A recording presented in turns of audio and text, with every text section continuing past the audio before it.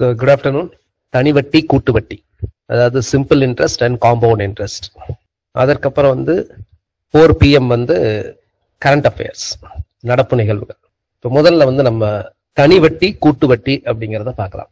இப்போ டாபிக் வந்து பார்த்தீங்கன்னா தனி வட்டி கூட்டு வட்டி, இங்கிலீஷில் simple interest, compound interest. Compound அப்படிங்கிறது உங்களுக்கு கெமிஸ்ட்ரியில் கூட வரும், தனிமம் சேர்மம் அப்படின்னு வரும். ஸோ இங்கே வந்து பார்த்தீங்கன்னா காம்பவுண்ட் அப்படிங்கிறது கூட்டு வட்டி, சிம்பிள் அப்படிங்கிறது தனி வட்டி. சிம்பிள் இன்ட்ரெஸ்ட் அப்படிங்கிறது அந்த பேர்ல இருக்கிற மாதிரி அது வந்து easy to calculate. Compound interest அப்படிங்கிறது இதை விட கொஞ்சம் கடினமாக இருக்கும், கொஞ்சம் ஃபார்முலாவே கொஞ்சம் டிஃபிகல்ட்டா இருக்கும். பட் நடைமுறையில டே டு டே லைஃப்ல அதிகமாக யூஸ் பண்ணக்கூடியது எது அப்படின்னா காம்பவுண்ட் இன்ட்ரெஸ்ட் தான். அது வங்கியாக இருக்கட்டும், நீங்க வங்கியில போடுறீங்களா தொகை, அது வைப்பு தொகையா இருக்கட்டும், பிக்ஸட் டெபாசிட்டா இருக்கட்டும். அதற்கப்புறம் பாப்புலேஷன் எஸ்டிமேஷன், எப்படி பாப்புலேஷன் எஸ்டிமேஷன் பண்றாங்க, எப்படி வந்து இந்தியா வந்து சீனா வந்து ஓவர்டேக் பண்ணிட்டு மோஸ்ட் பாப்புலேட்டட் கண்ட்ரியா 2023 ஆனது. அடுத்து ப்ரொஜெக்ஷன் பண்றாங்கல்ல, இந்தியாவோட பாப்புலேஷன் இவ்வளவு ஆகும், இப்போ ஜப்பானோட பாப்புலேஷன் குறைஞ்சிக்கிட்டே இருக்கு. இதெல்லாம் எப்படி எஸ்டிமேட் பண்றாங்க அப்படின்னா using the percentage and compound interest, அந்த ஃபார்முலா யூஸ் பண்ணி தான். அதே மாதிரி வளர்ச்சி விகிதம் பார்க்க கண்டுபிடிக்கிறதுக்கு அப்ரிசியேஷன், ஒரு பொருளோட விலை உயர்ந்து கொண்டே இருக்கலாம். இப்போ கோல்டு அப்ரிஷியேட் ஆகுது, நிலத்தோட வேல்யூ அப்ரிஷியேட் ஆகுது, இல்ல ஒரு எந்திரத்தின் மதிப்பு வந்து குறையுது, செடிகளின் வளர்ச்சி விகிதத்தை கண்டுபிடிக்கிறது. இது எல்லாத்துக்கும் வந்து காம்பவுண்ட் இன்ட்ரெஸ்ட் ஃபார்முலா தான் நிறைய யூஸ்ஃபுல்லா இருக்கும். So simple interest, compound interest. So பேசிக்ல இருந்து பார்க்கலாம். எப்பவுமே கான்செப்ட் நல்லா புரிஞ்சுக்கிட்டாதான் எப்படி ப்ராப்ளம்ஸ் கேட்டாலும் ஆன்சர் பண்ணலாம். இந்த காம்பவுண்ட் இன்ட்ரெஸ்ட், சிம்பிள் இன்ட்ரெஸ்ட்ங்கிறது ரொம்ப ப்ராக்டிக்கல் டாபிக், நடைமுறைகள்ல பயன்படுத்தக்கூடியது. அதனால இது எல்லா தேர்வுகள்ல வரும். இதை பார்த்தா புரிஞ்சுக்கணும், அதான் ரொம்ப ரொம்ப முக்கியம். சிம்பிள் இன்ட்ரெஸ்ட், காம்பவுண்ட் இன்ட்ரெஸ்ட புரிஞ்சுக்கிட்டோம், கான்செப்ட்ஸ் புரிஞ்சுக்கிட்டீங்கன்னா படிச்சா. எப்பவுமே எந்த ஒரு டாபிக் பார்த்தாலும் அதுல சில டெர்மினாலஜிஸ் தேவை, சில சொற்கள். அதுல வந்து பாத்தீங்கன்னா ஃபர்ஸ்ட் நம்ம பார்க்க போனது பிரின்சிபல் அப்படின்னு சொல்லுவோம். பிரின்சிபலுக்கு என்ன அப்படின்னா தமிழ்ல வந்து அசல் அப்படின்னு சொல்லுவோம், அல்லது முதல் அப்படின்னு சொல்லுவோம். ஒரு முதல்றாங்க, அசல் அல்லது முதல். இது இங்கிலீஷ்ல என்ன சொல்லுவோம் அப்படின்னா பிரின்சிபல். நிறைய பேர் தப்பா சொல்லுவீங்க இந்த கேள்வி கேட்டா. காலேஜ் பிரின்சிபலுக்கும் இந்த பிரின்சிபலுக்கும் ஒரே ஸ்பெல்லிங்கா? ஏன்னா நமக்கு வந்து நீங்க இப்போ தமிழ் படிச்சாலும் சில ஆங்கில வார்த்தைகளும் உங்களுக்கு தெரிஞ்சிருக்கணும், கலைச்சொற்களும் தெரிஞ்சிருக்கணும். அந்த வகையில் இந்த கேள்வி கேட்கிறேன், இந்த பிரின்சிபலும் காலேஜ் பிரின்சிபலும் ஒரே ஸ்பெல்லிங்கா வேற வேற ஸ்பெல்லிங்கா? டைப் பண்ணுங்க. சேம் ஸ்பெல்லிங்னா சேம், டிஃபரெண்ட் அப்படின்னா DIFF அப்படின்னு டைப் பண்ணுங்க. ஒண்ணுதான், தப்பா இருந்தாலும் பிரச்சனை கிடையாது. நான் ஏற்கனவே ஒன்று சொல்லிட்டேன், நிறைய பேர் தப்பா தான் ஆன்சர் பண்ணுவீங்கன்னு சொல்லியிருக்கேன். அதனால ஒன்றும் பிரச்சனை கிடையாது. ஸோ இந்த பிரின்சிபலுக்கும் ஸ்பெல்லிங்கும் காலேஜ் பிரின்சிபல் இருக்காருல்ல, 2 பேருக்கும் ஒரே ஸ்பெல்லிங்கா டிஃபரெண்ட் ஸ்பெல்லிங்கானு மட்டும்தான் நான் கேட்கிறேன். ஸ்பெல்லிங் என்னன்னு கூட நான் உங்களை கேட்கல. So different different different different different different தான் நிறைய பேர் சொல்றீங்க. நான் ஏற்கனவே சொன்ன மாதிரி 2க்குமே ஒரே ஸ்பெல்லிங் தான். அதனாலதான் காலேஜ் பிரின்சிபல் என்ன சொல்லுவோம், நம்ம முதல்வர் அப்படின்னு சொல்லுவோம், இந்த முதல்வர். ஸோ ஒரே ஸ்பெல்லிங் தான் காலேஜ் பிரின்சிபலுக்கும் இதுவும். இன்னொரு வந்து பிரின்சிபிள். அந்த பிரின்சிபிள் அப்படிங்கிறது கொள்கை, ஞாபகம் வச்சுக்கோங்க. பிரின்சிபிள்னு சொல்லலாம், அல்லது அதுக்கு சினானிம்னா டெனன்ட்னு சொல்லுவாங்க, டெனட். பிரின்சிபிள் PLE போட்டீங்கன்னா கொள்கை. அவன் பாரு அவன் பிரின்சிபலோட வாழ்றான் அப்படின்னு சொல்லுவாங்கல்ல, கொள்கையோட வாழ்றான்னு சொல்லக்கூடிய. ஸோ காலேஜ் பிரின்சிபல், இங்க இருக்கக்கூடிய அசல், இது 2க்கும் ஒரே ஸ்பெல்லிங், ஜஸ்ட் தெரிஞ்சு வச்சுக்கோங்க. ஸோ பிரின்சிபல் பார்த்தோம். அதுக்கப்புறம் வந்து பாத்தீங்கன்னா ரேட் பர்சன்டேஜ் அல்லது ரேட் ஆஃப் இன்ட்ரெஸ்ட் அப்படின்னு சொல்லுவாங்க. ரேட் ஆஃப் இன்ட்ரெஸ்ட் இது நார்மலா பர்சன்டேஜ்ல சொல்லுவாங்க, நார்மலா அது வருடத்துல இருக்கும். ஸோ இதுக்கு பேர் என்னதுன்னா வட்டி சதவீதம் அல்லது வட்டி வீதம்னு சொல்லுவாங்க. இது சதவீதத்துல தான் இருக்கும். பொதுவாக எதுவுமே கொடுக்கல அப்படின்னா ஆண்டுன்னு தான் எடுத்துக்கணும். எதுவுமே கொடுக்கல சார் அப்படின்னா ஆண்டு அப்படிங்கிறது தான் இருக்கும். இதை நார்மலா எப்படி நம்ம குறிப்போம் அப்படின்னா ஆர்னு குறிப்போம். பிரின்சிபல் எப்படி குறிப்போம், Pன்னு குறிப்போம். அடுத்து வந்து காலம், டைம் அல்லது பீரியட், இதை வந்து என்ன சொல்லுவோம் அப்படின்னா என்னன்னு குறிப்போம். எதுவுமே கொடுக்கல அப்படின்னா நார்மலா அது ஆண்டுகள் தான், நார்மலா ஆண்டுகள்ல தான் இருக்கும். இல்லைன்னா சில சமயம் கொடுத்துருவாங்க 6 மாதங்கள், 3 மாதங்கள், நாட்கள் கூட கொடுப்பாங்க. சில சமயம் ஒரு தேதி கொடுத்தா அது அடுத்த தேதி கொடுத்துட்டு இன்னொரு தேதி கொடுத்து கண்டுபிடிக்க சொல்லுவாங்க, நீங்க பார்த்துருப்பீங்க. இந்த தேதிக்கு வட்டி வீதம் கண்டுபிடிங்க அப்படின்னு சொல்லுவாங்க. அப்போ காலம் பீரியட் அப்படிங்கிறது என். அப்போ இதை யூஸ் பண்ணி தான் அந்த ஃபார்முலாஸ் இருக்கும். ஸோ ஃபர்ஸ்ட் நான் ஒரு ஃபார்முலாவை கொடுத்துட்டு அதுக்கப்புறம் தனி வட்டிக்கும் கூட்டு வட்டிக்கும் என்னென்னலாம் வித்தியாசம், என்னென்னலாம் அதில் முக்கியமாக கவனிக்க வேண்டிய அம்சங்கள், அது எல்லாத்தையும் பார்ப்போம். ஃபர்ஸ்ட் வந்து சிம்பிள் இன்ட்ரெஸ்ட்க்குரிய ஃபார்முலா. இது உங்களுக்கு நல்லா தெரியும், PNR/100. இந்த ஃபார்முலா எதுக்கு யூஸ் பண்ணுவோம் அப்படின்னா, ஒரே வட்டி வீதம் அப்படின்னு இருந்துச்சுன்னா இந்த ஃபார்முலா. வட்டி வீதமே சில சமயம் மாறும், சரிங்களா? வட்டி வீதமே மாறுச்சு அப்படின்னா அப்போ ஃபார்முலா மாறும். இப்போ வட்டி வீதம்னா ஃபார் எக்ஸாம்பிள் முதல் வருடத்திற்கு 10%, இரண்டாவது வருடத்திற்கு 5%, மூன்றாவது வருடத்திற்கு 8% அப்படின்னு கேட்டாங்கன்னா அப்போ உங்களுக்கு தனித்தனியா கண்டுபிடிக்கிறோம். அப்படி இல்லை அப்படின்னா அப்போ ஃபார்முலா வந்து இந்த மாதிரி வரும், P/100 into R1 plus R2 plus RN. சில சமயம் ஃபார்முலாவே கேட்பாங்க. அப்படி கேட்கும்போது இந்த ஃபார்முலா கேட்டாங்க அப்படின்னா ஆப்ஷன்ஸ் வந்து கரெக்டா, அதாவது வட்டி வீதம் மாறுகிறது, முதல் வருட வட்டி வீதம் R1, இரண்டாம் வருட வட்டி வீதம் R2 அப்படின்னு இருந்தா மூன்றாவது வட்டி வீதம் RN. இது எல்லாமே ஒரே வட்டி வீதமா இருந்துச்சுன்னா எல்லாமே RRRன்னு வந்துடும், மொத்தம் NRன்னு வந்துடும். அதனாலதான் PNR/100 வந்துடும். புரியுதா? ஸோ இது வந்து சிம்பிள் இன்ட்ரெஸ்டோட ஃபார்முலா. நார்மலா நீங்க இந்த ஃபார்முலா தான் யூஸ் பண்ணுவீங்க. வட்டி வீதம் வருடம் வருடம் மாறினால், ஒவ்வொரு வருடமும் வேறு வேறு இருந்தால் இந்த ஃபார்முலா. அடுத்து compound இன்ட்ரெஸ்ட்க்குரிய formula, P into 1 plus R/100 whole power n. இதுல Pங்கிறது எல்லாமே நம்ம ஏற்கனவே டிஃபைன் பண்ணதான், வரையறுத்தது தான். Pனா என்ன, Rனா என்ன, என்னன்னா என்ன. இது வந்து கூட்டு வட்டிக்குரிய ஃபார்முலா. இதுவே வருடம் வருடம் மாறுது, வருடம் வருடம் கூட்டு வட்டி மாறுது, முதல் வருடத்துல R1 அடுத்த வருடத்துல R2 அப்படின்னு இருந்துச்சுன்னா அப்ப ஃபார்முலா என்னவா மாறும்? அப்போ compound interest equal to P into 1 plus R1/100 into 1 plus R2/100 அப்படி அப்படியே போய் 1 plus RN/100. nth வருடம் வந்து R அப்படி வந்து இது எல்லாமே ஒன்னா இருந்துச்சுன்னா, R1 R2 R3 எல்லாம் R இருந்துச்சுன்னா 1 plus R/100 1 plus R/100 வரும். எத்தனை 1 plus R/100 வரும்? n வரும். அப்ப வந்து மேல வந்து n ஆயிடும். சரிங்களா? ஸோ இந்த ஃபார்முலா முக்கியம். இது வருடம் வருடம் மாறினால் என்ன அப்படிங்கிறத புரிஞ்சுக்கங்க. இப்போ தனி வட்டிக்கும் கூட்டு வட்டிக்கும் என்னங்க வித்தியாசம் அப்படிங்கிறத ரொம்ப முக்கியம். அந்த கான்செப்டை நல்லா புரிஞ்சுக்கணும். இப்ப நம்ம வந்து ஒரே வட்டி வீதம் இருக்கிறத தான் பார்க்க போறோம். தனித்தனி வட்டி வீதம்னா அதுக்கு தகுந்த மாதிரி மாறும். சரிங்களா? நார்மலா ஒரே வட்டி வீதம் உள்ளதை நான் இப்ப சொல்ல போறேன்.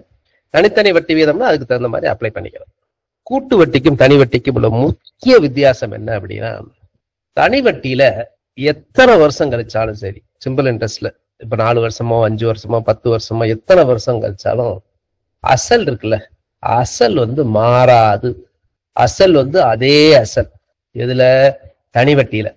கூட்டு வட்டியில என்ன வரும் அப்படின்னா, வட்டி அசலுடன் சேர்ந்து விடும். இதுதான் இதுல ரொம்ப முக்கியமானதுங்க. Interest will be added with the principal. வட்டி அசல்ல சேர்ந்துகிட்டே இருக்குங்க. இதுல கூட்டு வட்டியில. இது வந்து சிம்பிள் இன்ட்ரெஸ்ட், இது வந்து காம்பவுண்ட் இன்ட்ரெஸ்ட். நல்லா புரிஞ்சுக்கோங்க. ஸோ அப்போ தனி வட்டியில அசல் மாறாது, அதே அசல் தான் வச்சுக்கிட்டே இருக்கணும். எப்பவும் அசல்னா அசல் ஃபர்ஸ்ட் என்ன அசல் தான் அதுதான். ஆனா கூட்டு வட்டியில வருஷத்துக்கு தான் கொடுத்துருக்க அசல் வரும், அதுக்கு அடுத்த வருஷத்துல இருந்தாலும் அசல் மாறிக்கிட்டே இருக்கும். வட்டி வந்து போய் சேர்ந்துக்கிட்டே இருக்கும். அதனாலதான் கூட்டு வட்டி வந்து பாத்தீங்கன்னா பெருசாகிட்டே இருக்கும். ரொம்ப பெருசாகிட்டே இருக்கிறது கூட்டு வட்டி தான். இப்ப நான் ஒரு டிஃபரன்ஸ் சொல்றேன், கண்டுபிடிக்கிறேன். இப்ப பாருங்க, ஒரு கணக்கு, ஒரு பேசிக் உங்களுக்கு புரிய வைக்கிறேன், உங்களுக்கு ஈஸியா புரிஞ்சிடும். ஒரு பிரின்சிபல் 20,000. நான் இப்ப கேட்க நீங்க தான் ஆன்சர் பண்ணணும். பிரின்சிபல் 20,000 ஈஸியா தான் உங்களுக்கு சொல்றேன். Rate of interest, rate of interest அப்படிங்கிறது 10% அப்படின்னு வச்சுக்கோங்க. பிரின்சிபல் 20,000, வட்டி சதவீதம் 10. இது வந்து தனி வட்டி, இது வந்து கூட்டு வட்டி. தனி வட்டினா என்னது? Simple interest. கூட்டு வட்டினா என்னதுன்னா காம்பவுண்ட் இன்ட்ரெஸ்ட். இது ஒரு வருட முடிவில், இது 2வது வருட முடிவில். இப்போ தனி வட்டி 20,000, முதல் ஆண்டு முடிவில் 10% வட்டி. அப்ப சொல்லுங்க, 20,000த்துல 10% எவ்வளவு? டைப் பண்ணுங்க. 20,000த்துல 10% எவ்வளவு? 20,000த்துல 10%ங்கிறது 2,000. அப்போ தனி வட்டியில என்ன ஆகும் அப்படின்னா, 20,000 இருக்கா, இது அசல். வட்டி எவ்வளவு? வட்டிங்கிறது 20,000த்துல 10%. இப்பதான் நீங்க சொன்னீங்க 2,000. அப்ப என்ன ஆகும் அப்படின்னா 22,000. இது வந்து தொகை, டோட்டல் அமௌண்ட். ஸோ 20,000ங்கிறது அசல், 2,000ங்கிறது வட்டி. நான் ஒரே வருஷத்துல இப்போ நான் ஒருத்தர் 20,000 கடன் வாங்கியிருக்கேன். அவர் 10% வட்டியில கொடுக்குறாரு. அப்போ ஒரு வருஷத்துல நம்ம வட்டியில இருந்து நான் வெளியே வரணும், அந்த கடன்ல இருந்து வெளியே வரணும்னா எவ்வளவு பே பண்ணணும்? நான் 22,000 பே பண்ணணும். இல்ல நான் 2 வருஷம் கழிச்சு முடிச்சுக்கிறேன், 2வது வருஷம் தான் போய் முடிச்சுக்க போறேன் அவர்கிட்ட அப்படின்னா, இப்ப பார்ப்போம். இந்த வட்டிங்கிறது 10%, 2வது வருஷத்துல 22,000 ஆயிருக்கும். எப்பவுமே இந்த ரேட் ஆஃப் இன்ட்ரெஸ்ட்னு சொல்லக்கூடிய வட்டி சதவீதத்தை அசல்ல இருந்து நான் கால்குலேட் பண்ணுவேன், தனி வட்டியை பொறுத்த வரைக்கும். அப்போ இங்க அசல் எவ்வளவு அப்படின்னா இந்த 20,000க்கு தான்.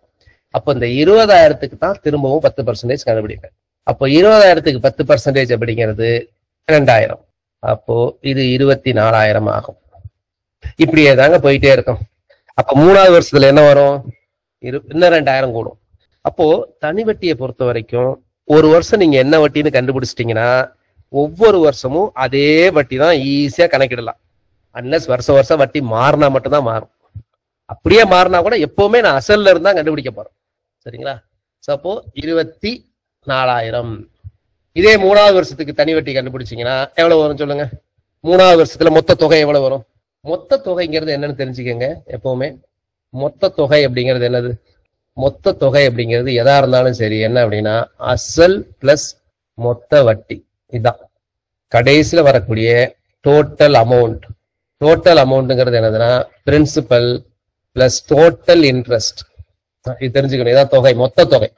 மொத்த தொகை என்பது என்ன? இப்ப நான் உங்களை கேட்கிறேன், 3வது வருஷத்துல தனி வட்டியில மொத்த தொகை எவ்வளவு? 3வது வருஷத்துல தனி வட்டியில மொத்த தொகை எவ்வளவு அப்படின்னா 26,000 ரூபாய் தான். சில பேர் 26,620 போட்டிருக்கீங்க. நான் தனி வட்டியை பத்தி தான் பேசிட்டு இருக்கேன், என்ன கூட்டு வட்டிக்கு வரவே இல்லை. 3வது வருஷத்துல ஒவ்வொரு வருஷமும் 2,000 கூடுங்க. இதே 5 வருஷத்துல கேட்கிறேன், எவ்வளவுங்க? பிரபா யஷ்வந்த் சொல்லுங்க. பிரபா யஷ்வந்த் டைப் பண்ணுங்க.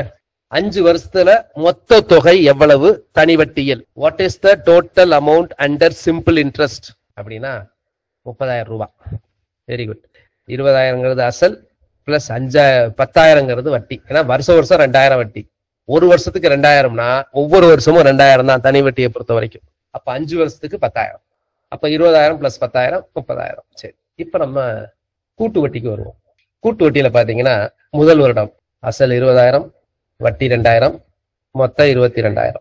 அதனாலதான் ஒரு தடவை எக்ஸாம்ல கேட்டாங்க, நல்லா புரிஞ்சுக்கணும், தனி வட்டிக்கும் கூட்டு வட்டிக்கும் முதலாண்டு முடிவில் எந்த மாற்றமும் இருக்காது. ஒரு தடவை கேட்டிருந்தாங்க, what is the difference between total interest at the end of first year in simple interest and compound interest அப்படின்னா நில். முதல் ஆண்டு முடிவில் தனி வட்டி மொத்த தொகைக்கும் கூட்டு வட்டி மொத்த தொகைக்கும் வித்தியாசம் என்னன்னா 0. முதல் ஆண்டுல பிரச்சனையே இருக்காது. ஏன்னா முதல் ஆண்டுல கொடுக்கக்கூடிய பிரின்சிபல் தானே வந்துடும். 2ஆம் ஆண்டுல தான் இதுதான் நியூ பிரின்சிபல், வட்டியோட சேர்ந்ததுதான் நியூ பிரின்சிபல். இதுதான் புதிய அசல். அசல் மாறிக்கிட்டே இருக்குன்னு சொல்லியிருக்கேன். கூட்டு வட்டியில ஒவ்வொரு வருடமும் அசல் மாறும். 22,000. இப்போ இந்த 22,000க்கு 10% கண்டுபிடிக்கும். 20,000 கிடையாது. தனி வட்டியில 20,000 கண்டுபிடிச்சோம். ஒவ்வொரு தடவை 20,000 தான் கண்டுபிடிப்போம். இங்க அப்படி கிடையாது. இந்த கூண்ண தொகைக்கு கண்டுபிடிக்கணும். 22,000க்கு 10% கண்டுபிடிக்கும். 22,000க்கு 10% எவ்வளவுனா 2,200. 10%னா உடனே தெரிஞ்சு போடலாம். புள்ளிய வச்சீங்கன்னா 10%. அப்ப அதை கூட்டினீங்கன்னா 24,200. சோ பாருங்க, இது சிம்பிள் இன்ட்ரெஸ்ட் தொகையை விட கூட வருது. சிம்பிள் இன்ட்ரெஸ்ட்ல 24,000 தான் வந்துச்சு, இங்க 24,200 வருது. இந்த க்ளோஸா வாட்ச் பண்ணுங்களே, இது ரெண்டுக்குள்ள வித்தியாசம் எவ்வளவுனா 200 ரூபாய். இந்த 200 ரூபாய் என்ன தெரியுமா? இந்த 200 ரூபாய் வந்து ஒரு வருட வட்டியோட வட்டி. ஒரு வருட வட்டி வட்டி எவ்வளவு? 2,000. அந்த 2,000 இருக்குல்ல, அந்த 2,000ஓட 1 இயர் இன்ட்ரெஸ்ட் தான் அந்த 200 ரூபாய். இது ரொம்ப ரொம்ப ரொம்ப ரொம்ப முக்கியமான ஃபார்முலா. அப்போ இந்த டிஃபரன்ஸை வச்சு உங்களுக்கு வந்து இது கேட்பாங்க. இப்ப ஃபார் எக்ஸாம்பிள் 3வது வருஷத்துக்கு நீங்களே ட்ரை பண்ணுங்க பாக்கலாம். தப்பா இருந்தா கூட பரவாயில்ல, ட்ரை பண்ணுங்க. 3வது வருஷம் கூட்டு வட்டியில எவ்வளவு வரும் ட்ரை பண்ணுங்க. நான் போடுறேன், நீங்க இப்ப ட்ரை பண்ணுங்க. 3வது வருஷத்துக்கு எவ்வளவு வரும் கண்டுபிடிச்சிங்களா? 3வது இடத்துல என்ன வரும் அப்படின்னா 24,200. 24,200க்கு 10% கண்டுபிடிக்கணும். 24,200க்கு 10% கண்டுபிடிச்சீங்கன்னா 2,420 வரும். இதை கூட்டணும். அப்ப 26,620. Very good. எல்லாருமே 24,620 போட்டிருக்கீங்க. எம்இசி சென்டர் நீங்களும் வந்து டைப் பண்ணுங்க. உங்களுக்கு என்ன ஆன்சர் வருதோ யாருக்காவது வரும்ல, நீங்க வந்து அதை டைப் பண்ணுங்க. அதே மாதிரி உங்களுக்கு ஏதாவது டவுட் இருந்ததுனாலும் மைக் நான் அன்மியூட் பண்ணணும் அப்படின்னா, நான் மைக்ல பேச போறேன் அப்படின்னா அன்மியூட் மைக்னு டைப் பண்ணுங்க. அப்ப அன்மியூட் பண்ணுவேன், பேசிக்கலாம். ஸோ இது 26,000. இதே மாதிரி தாங்க. அப்போ அடுத்த வருஷம் கண்டுபிடிக்கணும், இதுக்கு அடுத்த வருஷம் கண்டுபிடிக்கணும். இதற்கு தான் நான் 10% கண்டுபிடிக்கணும். இதற்கு நான் 10% கண்டுபிடிக்கணும். ஓகே. இப்போ இந்த ஃபார்முலா ரொம்ப ரொம்ப முக்கியமான ஒரு ஃபார்முலா கொடுக்க போறேங்க. இது அடிக்கடி எக்ஸாம்ஸ்ல நீங்க யூஸ் பண்ண வேண்டி வருங்க. மேல ஹெட்டிங் எழுதிக்கங்க. நான் சொல்ற இந்த ஹெட்டிங்கை எழுதிக்கங்க. தனி வட்டிக்கும் கூட்டு வட்டிக்கும் 2 ஆண்டுகளில் வித்தியாசம் டி எனில். திரும்ப சொல்றேன், எழுதிக்கங்க. தனி வட்டிக்கும் கூட்டு வட்டிக்கும் 2 ஆண்டுகளில் வித்தியாசம் டி எனில். அந்த டி என்ன? T is equal to P into R by 100 whole square. R by 100 whole square. So தனி வட்டிக்கும் கூட்டு வட்டிக்கும் 2 ஆண்டுகளில் வித்தியாசம் டி எனில் அந்த டி என்பது இதுதான். அடுத்து எழுதிக்கங்க. அதே இது அப்படியே. சில சமயம் 3 ஆண்டுகளும் கேட்பாங்க. மோஸ்ட்லி 2 ஆண்டுகள் தான் கேட்பாங்க. சில சமயம் 3 ஆண்டுகள் கேட்டிருக்கிறாங்க. எழுதிக்கங்க. தனி வட்டிக்கும் கூட்டு வட்டிக்கும் 3 ஆண்டுகளில் வித்தியாசம் டி எனில். தனி வட்டிக்கும் கூட்டு வட்டிக்கும் 3 ஆண்டுகளில் வித்தியாசம் டி எனில் D equal to P into R by 100 whole square into 300 plus R by 100. English எழுதுறதுனா the difference between simple interest and compound interest for 3 years. முத சொன்னது for 2 years, இது for 3 years is d. then d equal to, so இது வந்து 3 yearsக்கு difference, இது வந்து 2 yearsக்குரிய difference. இந்த formula வச்சு நீங்க ப்ரீவியஸ் இயர் क्वेश्चंस பேப்பர் பார்த்தா தெரியும். என்ன கேட்பாங்க அப்படின்னா, இந்த மொத்தம் 3 ஒரு ஈக்குவேஷன்ல 3 இருக்கு பாருங்க தெரியாதது. T P R. இதுல ஏதாவது 2 கொடுத்துறாங்க. ஏதாவது 2 கொடுத்துட்டு 3வது என்னன்னு கண்டுபிடிக்க சொல்லுவாங்க. 2 கொடுத்துட்டு 3வது என்ன அப்படின்ற மாதிரி உங்களுக்கு கண்டுபிடிக்க சொல்லுவாங்க. ஸோ அதுக்கு நீங்க இந்த ஃபார்முலாஸை யூஸ் பண்ண வேண்டி வரும். ஒரு ப்ராப்ளம் எழுதிக்கங்க. இதே ஃபார்முலாவை நீங்க பியை வச்சு சொல்றதுனால சொல்லலாம். இப்போ இதே ஃபர்ஸ்ட் ஃபார்முலாவை பியை முன்னாடி போட்டீங்கன்னா என்ன வரும்னு சொல்லுங்க. பி ஈக்குவல் டு அப்படின்னு எடுத்துட்டீங்கன்னா T into 100 by R whole square. புரியுதா? ரெண்டும் ஒரே ஃபார்முலா தான். இதுவும் ஒரே ஃபார்முலா தான். இது டி ஈக்குவல் டு எழுதியிருக்கேன், பி ஈக்குவல் டு எழுதுனா இந்த ஃபார்முலா. அதே மாதிரிதான் இந்த ஃபார்முலா பி ஈக்குவல் டு எழுதுனா என்ன வரும்? P equal to T into 100 by R whole square into இங்க என்ன வரும்? 100 பை 300 பிளஸ் ஆர் பை 100 வரும். புரியுதா? ரெண்டுமே ஒரே ஃபார்முலா தான்.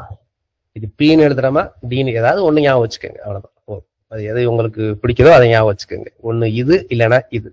இப்போ ஒரு ப்ராப்ளம் எழுதிக்கங்க தமிழ்ல. 8%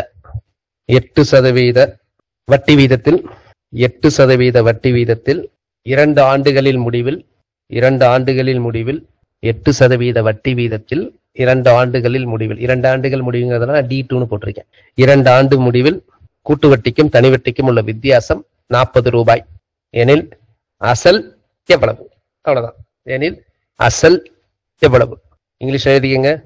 at 8% rate of interest, the difference between compound interest and simple interest, at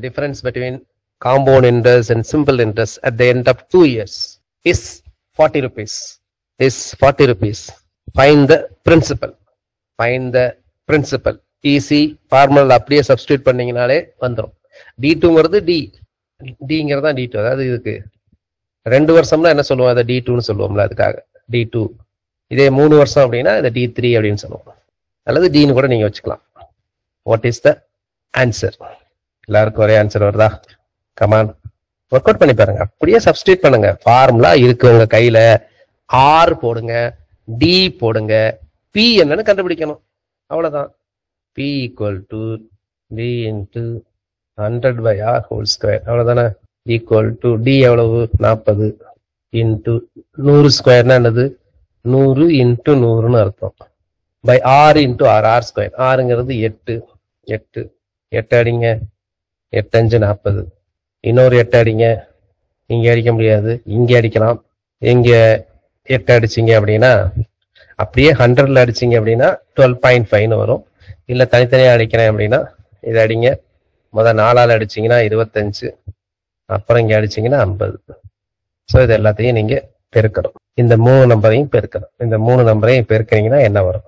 அப்படி இல்லைன்னா 8 10 12 12.5 வரும். 12.5 into 100 1250 into 5 அப்படி பெருக்கலாம். எப்படி வேணாலும் பெருக்குங்க. இப்போ இந்த 3 நம்பரை பெருக்குங்க, இல்லைன்னா நான் சொன்ன மாதிரி எது வேணாலும் எப்படியோ பெருக்கணும், அவ்வளோதான். ஸோ இதெல்லாம் கரெக்டாக பெருக்குனீங்கன்னா 6250 வரும். காம்பவுண்ட் இன்ட்ரெஸ்ட் சொல்லியிருக்கிறேன். அந்த காம்பவுண்ட் இன்ட்ரெஸ்ட்ல கொஞ்சம் மாற்றம் பண்ணணும் அப்படின்னா, இப்போ compound interest equal to P into 1 minus R by 100 to the power n. இந்த ஃபார்முலா எதுக்கு யூஸ் பண்ணுவோம் அப்படின்னா, டெப்ரிசியேஷனுக்கு யூஸ் பண்ணுவோம். டெப்ரிசியேஷன் என்னது அப்படின்னா, ஒரு பொருளோட விலை வந்து இறங்குகிறது, அல்லது இங்கிலீஷ்ல அதுக்கு என்ன பேர் அப்படின்னா தேய்மானம். எது தேய்மானமாகும்? நிறைய பொருட்கள் தேய்மானமாகும். எலக்ட்ரானிக் ஐட்டம்ஸ், மெஷினரி, எந்திரங்கள் எல்லாமே தேய்மானமாகும். ஸோ அதுக்கு நம்ம யூஸ் பண்ணக்கூடியது வந்து இந்த மைனஸ்ங்கிற ஃபார்முலா யூஸ் பண்ணுவோம். நிறைய இடத்துல நீங்க காம்பவுண்ட் இன்ட்ரெஸ்ட் ஃபார்முலாவை அப்படியே யூஸ் பண்ணணும்னு அவசியம் கிடையாது.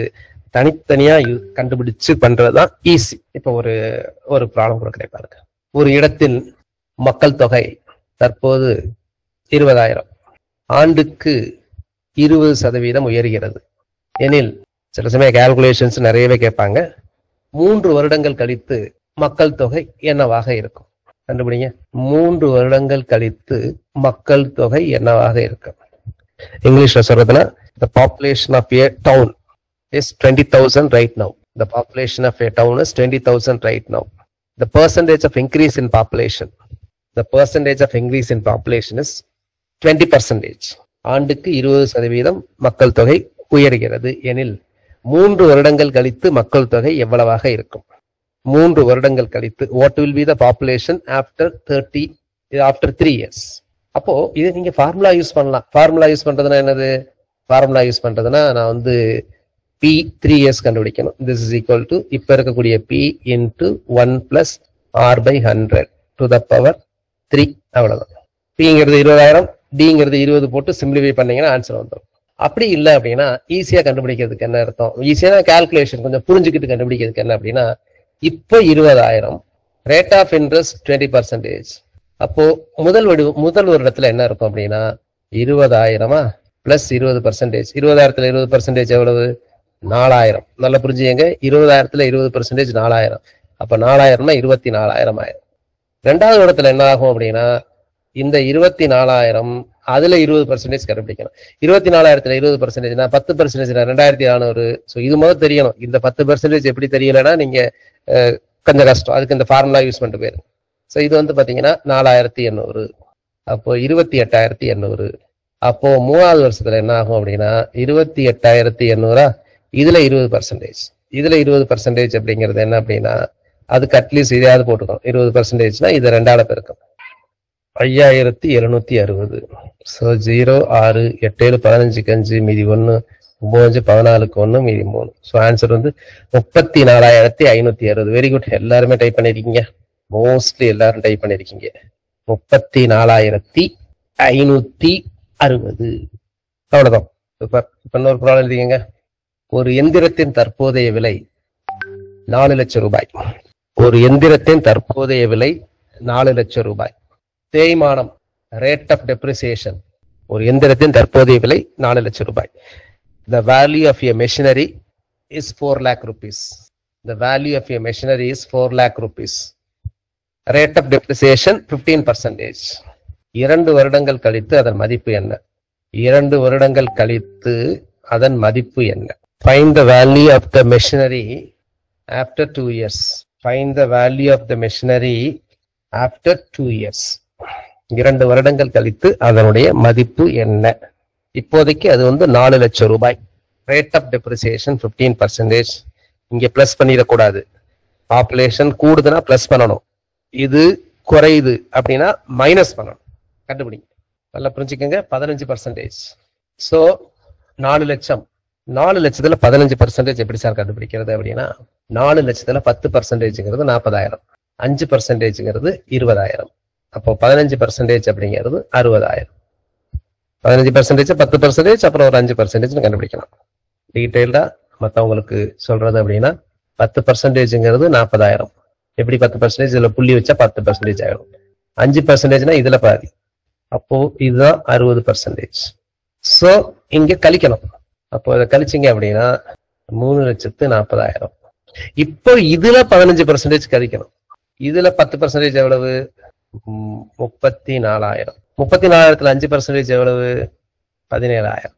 இதை கூட்டணும். ஏன்னா இது எனக்கு 15% வருது. இது எவ்வளவு அப்படின்னா 51,000. அப்ப அந்த 51,000த்தை இதுல கழிக்கணும். சரியாக கழிச்சிங்க அப்படின்னா ஆன்சர் கிடைக்கும். 0 0 0 10ல 1 போச்சுன்னா 9, மீதி 3, 13 5னா 80. அதுக்கப்புறம் இங்க 2,000. So the answer is 2,89,000. 2,89,000 தான் ஆன்சர். அடுத்து எழுதிக்கங்க. இது ரொம்ப முக்கியமான டைப். இந்த எக்ஸாம்பிள் அடிக்கடி கேட்பாங்க. ஒரு அசல் கூட்டு வட்டியில் 8 ஆண்டுகளில் 2 மடங்காகிறது எனில் எத்தனை ஆண்டுகளில்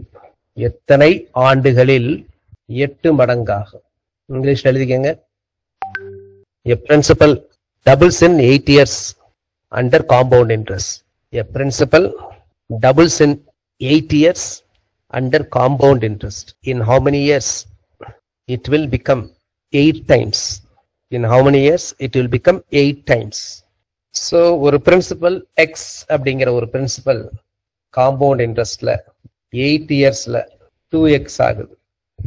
எனக்கு இது 8x எப்ப வரும்? இப்ப 2x ஆயிருக்கு. 8x வர்றதுக்கு எத்தனை வருஷம் ஆகும் அப்படிங்கிறது ரொம்ப ரொம்ப முக்கியம். இந்த ப்ராப்ளம் வந்து பாத்தீங்கன்னா கொஞ்சம் கான்செப்டை கரெக்டா புரிஞ்சுக்குங்க, ஈஸியா ஆன்சர் பண்ணிடலாம். ஸோ எக்ஸுங்கிறது 8 வருஷத்துல 2x ஆயிடுச்சு. நல்லா புரிஞ்சுக்கங்க. 8 வருஷத்துல 2x ஆயிடுச்சு. அப்போ எக்ஸ் வந்து 8 வருஷத்துல 2x ஆச்சுன்னா 8 வருஷம் முடிவுல என்கிட்ட எவ்வளவு பணம் இருக்கு அப்படின்னா 2x இருக்கு. அல்லது இதை வந்து ப்ராக்டிக்கலா பாருங்க. ஒரு பேங்க்ல என்ன சொல்றாங்க அப்படின்னா, என் பேங்க்ல கொண்டாந்து அமௌண்ட் போடுங்க, என் பேங்க்ல நீங்க போட்டீங்கன்னா பிக்ஸட் டெபாசிட்ல போட்டீங்கன்னா 8 வருஷம் வரைக்கும் நீங்க வரல அப்படின்னா நீங்க எவ்வளவு போட்டீங்களோ டபுளா உங்களுக்கு தரோம். அதான் நார்மலா பேங்க்ல சொல்லுவாங்க. 8 வருஷத்துல டபுள் ஆயிடும். 8 வருஷத்துல டபுள். ஆனா எனக்கு 8 மடங்கு ஆகுறதுக்கு நான் வெயிட் பண்ணணும். இந்த டபுள் ஆகுறதுக்கு தான் ஈஸி ஆகும். அதுக்கப்புறம் பெருசு ஆகுறது வந்து பாத்தீங்கன்னா ஒரு வேகமா ஆயிடும். அப்போ 8 வருஷத்துல டபுள் ஆகுதா? அப்போ இன்னொரு 8 வருஷத்துல என்னவாகும்? இதை மட்டும் சொல்லுங்க யாராவது. இன்னொரு 8 வருஷத்துல அதே 2x. இப்ப 2x தான் பிரின்சிபல். நல்லா புரிஞ்சுக்கங்க. ஏன்னா இது காம்பவுண்ட் இன்ட்ரெஸ்ட். கடைசியா இருக்க தொகை தான் பிரின்சிபல். அப்ப இந்த 2x இன்னொரு 8 வருஷத்துல என்ன ஆகும் அப்படின்னா இன்னொரு என்ன ஆகும்? இன்டூ 2 ஆகும். 4x ஆகும். 3x கிடையாது, 4x. எக்ஸுங்கிறது 2x ஆயிருக்கு, டபுள் ஆயிருக்கு. அப்ப 2xங்கிறது டபுள் ஆச்சுன்னா 4x ஆகும். சிம்பிள் இன்ட்ரெஸ்ட்ல தான் 3x ஆகும். அதை நான் பின்னாடி சொல்றேன் எப்படின்ட்டு. அப்போ இதே ஒரு 4x இன்னொரு காம்பவுண்ட் இன்ட்ரெஸ்ட்ல இன்னொரு 8 இயர்ஸ் ஆச்சுன்னா 4 into 2 8x ஆகும். ஸோ 2 twice அப்படின்னா 2x ஆகும். நம்ம பார்க்கிறோம் நிறைய இடத்துல வந்து ஸ்பீட் ஆஃப் த வீடியோ வந்து பாத்தீங்கன்னா twice பண்ணணும்னா என்னதுன்னா 2x speed, 3 times பண்றதுனா 3x speed, 4 times பண்றதுனா 4x ஸ்பீடுன்னு பார்ப்போம்ல, அதேதான். அப்ப பாருங்க 8 8 8 3 8 24. ஸோ மருது ஆன்சர் கரெக்டா பண்ணியிருக்கிறாங்க. ஸோ 24 வருடம் ஆகும். 24 வருடத்துல ஆயிரும். இதுதான் காம்பவுண்ட் இன்ட்ரெஸ்ட். இதே சிம்பிள் இன்ட்ரெஸ்ட்ல வந்து பாத்தீங்கன்னா ரொம்ப வருஷம் ஆகும். என்னன்றது அப்புறம் பார்க்கலாம் நம்ம அடுத்த கிளாஸ். சரிங்களா? ஸோ 8 வருஷத்துல ஏதோ ஒரு தொகை, ஒண்ணும் கிடையாது, சிம்பிளா ஞாபகம் வச்சுக்கீங்க. நீங்க ஒரு தொகையை பேங்க்ல போய் போட்டிருக்கீங்க, அது 8 வருஷத்துல வந்து டபுள் ஆகுது. எனக்கு டபுள் வேணும், இன்னும் கூட வரணும்னு பாக்குறேன். அப்ப இன்னொரு 8 வருஷம் கழிச்சு, ஒண்ணு இல்ல, 100 ரூபா போட்டிருக்கீங்க பேங்க்ல. 100 ரூபா போட்டது வந்து பேங்க்ல போய் 8 வருஷம் கழிச்சா 200 ரூபா ஆயிடுச்சு. அப்ப இன்னொரு 8 வருஷம் கழிச்சு பாத்தீங்கன்னா அந்த 200 400 ரூபா ஆகும். இன்னொரு 8 வருஷம் பாத்தீங்கன்னா அந்த 400ங்கிறது என்னவாகும் அப்படின்னா 800 ஆயிடும். அப்ப 8 மடங்கு ஆயிடும். 16 மடங்கு ஆகுறதுக்கு எத்தனை வருஷம் ஆகும்? அதனால இந்த லா ஆஃப் இது வந்து பாத்தீங்கன்னா ப்ரொபோர்ஷன்ஸ் போக போக நம்ம அமௌண்ட் வந்து ஃபாஸ்டா இருக்கணும். அதனாலதான் இதை வந்து நிறைய இடத்துல எங்க யூஸ் பண்ணுவாங்கன்னா ஷேர் மார்க்கெட்ல யூஸ் பண்ணுவாங்க. ஷேர் மார்க்கெட்ல நீங்க அமௌண்ட் போட்ட உடனே இந்த திரும்ப கொஞ்சம் அமௌண்ட் பெருசாகும் போது உடனே எடுத்துடக்கூடாது. இன்னும் மல்டிபிள் ஆகும் போதுதான் நிறைய கோடீஸ்வரர்கள் இன்னும் அல்ட்ரா கோடீஸ்வரர்கள் ஆகிறதுக்கு என்ன காரணம் அப்படின்னா இந்த எக்ஸ்போனன்ஷியல் ஃபார்ம்ல இன்க்ரீஸ் ஆகுறதா முக்கியம். சரிங்களா? ஸோ இதை வச்சு அடுத்து என்ன சிம்பிள் இன்ட்ரெஸ்ட், காம்பவுண்ட் இன்ட்ரெஸ்ட், இதே ப்ராப்ளத்தை வச்சு வர அடுத்த கிளாஸ்லயே நான் உங்களுக்கு சொல்றேன். கண்டிப்பா இது நிறைய பேருக்கு புரிஞ்சிருக்காது. சரிங்களா? இந்த பர்டிகுலர் பார்ட் வந்து புரிஞ்சிருக்காது. இதை கொஞ்சம் யோசிங்க. நாளைக்கே உங்களுக்கு அடுத்த கிளாஸஸ் இருக்கும். அதுல வந்து உங்களுக்கு இதை வந்து நான் திரும்ப எக்ஸ்பிளைன் பண்றேன். சிம்பிள் இன்ட்ரெஸ்ட்டுக்கு காம்பவுண்ட் இன்ட்ரெஸ்ட்டுக்கு திரும்ப அப்ளை பண்றேன். இப்போ கொஞ்சம் யோசிங்க. ஸோ அடுத்த கிளாஸ்ல திரும்ப பார்க்கலாம். திரும்ப நம்ம 4 மணிக்கு சந்திப்போம் for current affairs class. Thank you.